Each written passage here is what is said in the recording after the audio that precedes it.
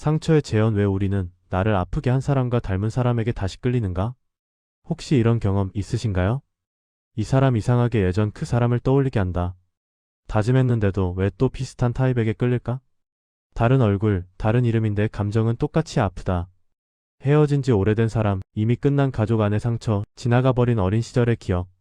분명 시간이 많이 흘렀는데 어떤 사람을 만나면 마치 예전의 상처가 다시 재생 버튼을 누른 것처럼 같은 감정이 올라올 때가 있습니다. 오늘은 바로 이 질문에 대해 이야기해보려 합니다. 왜 우리는 나를 아프게 했던 사람과 닮은 사람에게 다시 끌리게 되는가? 이건 단순히 내가 눈이 삐어서, 내가 바보 같아서가 아니라 정말로 인간의 무의식이 작동하는 방식과 깊이 연결된 이야기입니다. 오늘 이 영상을 끝까지 들으신다면 여러분이 지금까지 겪어온 관계들에서 어떤 패턴이 반복되고 있었는지, 그리고 그 반복을 어떻게 멈출 수 있는지 조금 더 선명하게 보이실 거예요. 1. 상처의 재현이란 무엇인가? 심리학에서는 이런 현상을 종종 상처의 재현 리이넥트먼트 혹은 반복 강박 레퍼티션 컴펄션이라고 부릅니다. 조금 어렵게 들리지만 내용은 아주 간단합니다. 어릴 때 충분히 해결하지 못한 감정은 어른이 되어서 비슷한 상황과 비슷한 사람을 통해 다시 반복되려 한다. 예를 들어 어릴 때 감정적으로 냉담한 부모와 자랐다면 나를 잘 받아주지 않는 사람에게 끌리기도 하고, 늘 혼자 버텨야 했던 환경에서 컸다면 연애에서도 나만 애쓰게 되는 관계에 자꾸 들어가고, 폭언, 비난, 무시 속에서 자랐다면 나를 존중하지 않는 사람을 만나도 이 정도는 견딜 수 있다라고 느끼게 됩니다. 이때 무의식은 이렇게 말합니다.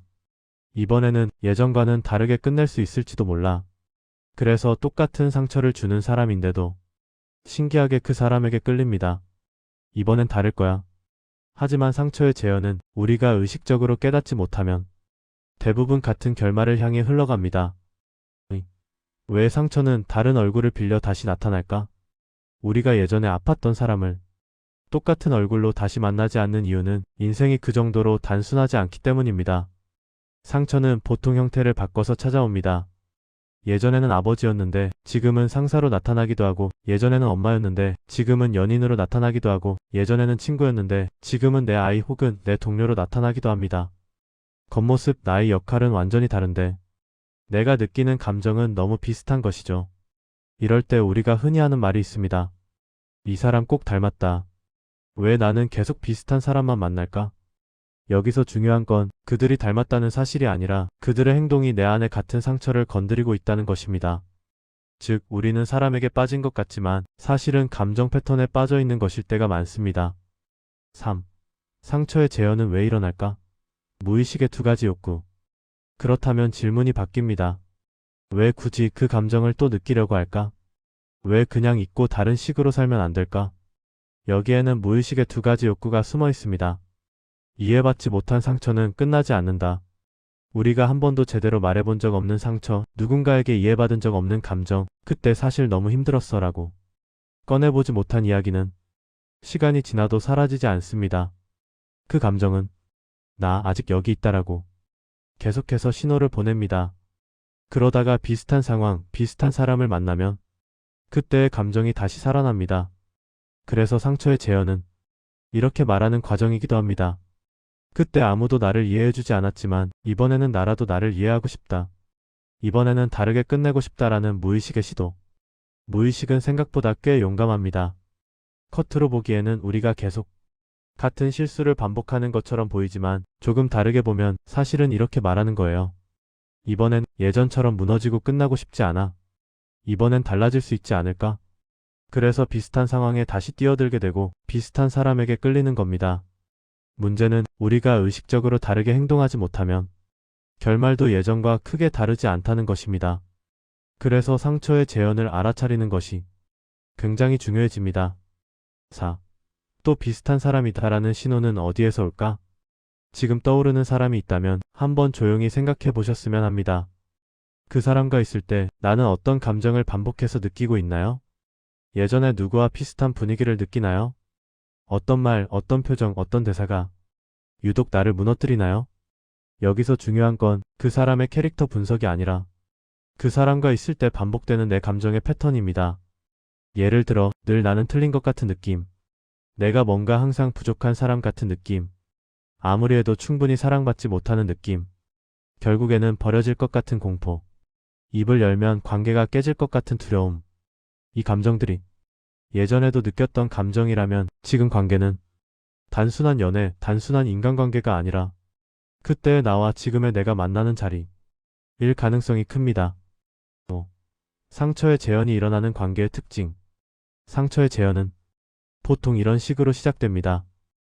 처음에는 이상하게 편안하고 끌린다. 처음인데도 말이 너무 잘 통한다. 나를 너무 잘 이해해주는 것 같다. 이 사람은 나를 있는 그대로 봐주는 것 같다. 그래서 처음에는 운명 같다, 영혼이 통한다는 느낌이 들 수 있습니다. 하지만 조금 지나면 익숙한 감정이 얼굴을 드러냅니다. 이 관계가 깊어질수록 나직은 불안이 올라온다. 내가 뭔가를 잘못하면 버려질 것 같다. 이 사람 기분이 나빠지면 내가 다 책임져야 할 것 같다. 내 감정보다는 이 사람의 눈치가 더 중요해진다. 이때의 불안은 지금 관계에서 처음 생긴 것이 아닙니다. 과거에 이미 수없이 느꼈던 감정이 다른 얼굴을 빌려 다시 올라온 것일 수도 있습니다. 예전보다 더 강하게 반응한다. 우리는 종종 이렇게 말합니다. 아니, 내가 왜 이 사람 말에 이렇게까지 무너질까? 이 정도 상황이면 그냥 별로다 하고 말면 되는데, 이렇게 과도하게 반응할 때 우리는 종종 현재의 사람만 탓하지만 실은 과거의 상처까지 함께 흔들리는 중일 수도 있습니다. 한 사람의 말 뒤에는 아주 긴 과거의 목소리가 겹쳐져 있는 거죠. 6. 그럼 이 반복을 어떻게 멈출 수 있을까? 여기서부터가 오늘의 핵심입니다. 그래, 반복되는 구조는 알겠어. 그럼 이걸 도대체 어떻게 끊어야 할까? 반복을 멈추는 건 의지 한 번으로 되는 일이 아닙니다. 다시는 이런 사람 안 만날 거야. 이번엔 절대 안 속지 않을 거야. 라고 결심해도 어느 날 또 비슷한 패턴이 눈앞에 나타나죠. 그래서 조금 다르게 접근해야 합니다. 또 이 감정이구나라고 알아차리기. 첫 번째는 탐지하기입니다. 무엇이든 보여야 다룰 수 있습니다. 어느 순간 이런 감정을 느끼신다면 그냥 스스로에게 이렇게 말해보세요. 아, 이 감정 예전에 느꼈던 거랑 같다. 또 그때 그 느낌이 올라온다. 이 한 문장이 이미 무의식에서 의식으로 올라온 첫 걸음입니다. 감정을 알아차리는 순간 그 감정이 나를 완전히 휩쓸어가 버리는 것에서 조금 벗어날 수 있습니다. 지금 눈앞의 사람과 과거의 사람을 분리하기. 상처의 재현은 현재와 과거가 뒤섞일 때 일어납니다. 그래서 이런 질문을 던져볼 필요가 있습니다. 지금 이 사람의 말만 보면 정말 이렇게까지 무너질 상황인가? 내가 이 사람에게 느끼는 감정 중 몇 %는 과거의 것일까? 이걸 억지로 수치화하자는 말이 아니라 지금 상황과 예전 상황을 마음속에서 분리하는 연습입니다. 때로는 이렇게 적어볼 수도 있습니다. 이 사람 때문에 아픈 감정. BS. 과거의 나까지 동시에 아프게 하는 감정. 이 두 가지를 구분하기 시작하면 눈앞의 사람을 더 정확하게 볼 수 있게 됩니다. 과거의 나에게 지금의 내가 말을 걸어주기. 상처의 재현이 일어나는 근본적인 이유는 사실 꽤 단순합니다. 그때의 나는 한 번도 제대로 위로받은 적이 없기 때문입니다. 그래서 지금의 나라도 그때의 나에게 이렇게 말해줄 필요가 있습니다. 그때 너 정말 힘들었겠다. 그 상황에서 버티기만 한 것도 대단했다. 그때 아무도 내 편이 되어주지 않았지만 지금은 내가 내 편이야. 이건 누가 대신해줄 수 없습니다. 지금의 내가 과거의 나에게 건네줄 수 있는 가장 강력한 치유의 문장입니다. 그렇게 과거의 나를 조금씩 인정하고 품어줄수록 현재 눈앞의 사람에게서 구원자를 찾으려는 욕구도 서서히 줄어듭니다. 이번에는 다르게 행동해보기. 아주 작은 변화부터. 반복을 끊는 방법은 거창한 게 아닙니다. 관계에서 단일라도 다르게 행동해보는 것, 그게 시작입니다.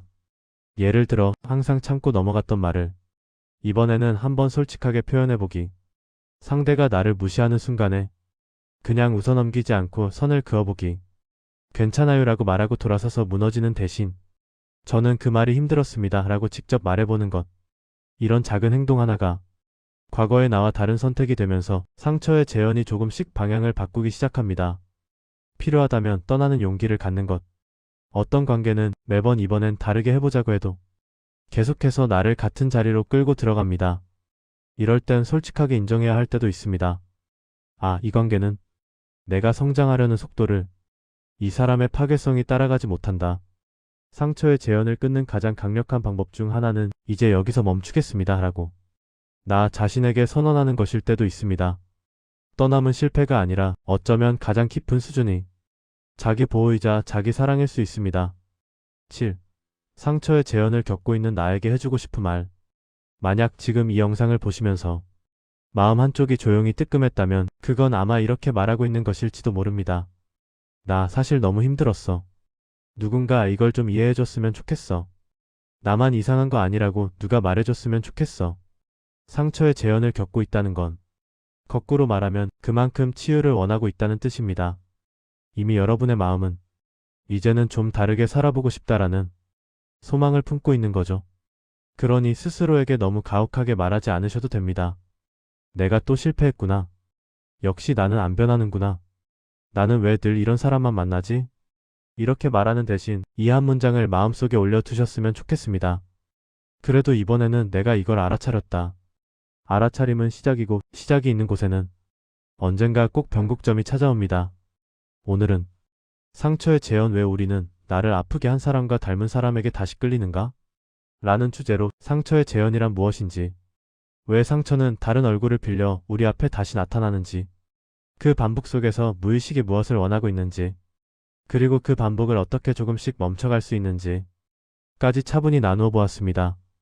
혹시 지금 떠오르는 관계가 있다면 그 관계를 바로 잘못된 것이라고만 단정 짓기보다 이렇게 물어봐 주셨으면 합니다. 이 관계는 내 안에 어떤 상처를 다시 보여주고 있을까? 이번에는 그때와는 다르게 나를 지켜줄 수 있을까? 그 질문 자체가 이미 과거와 다른 선택의 시작입니다.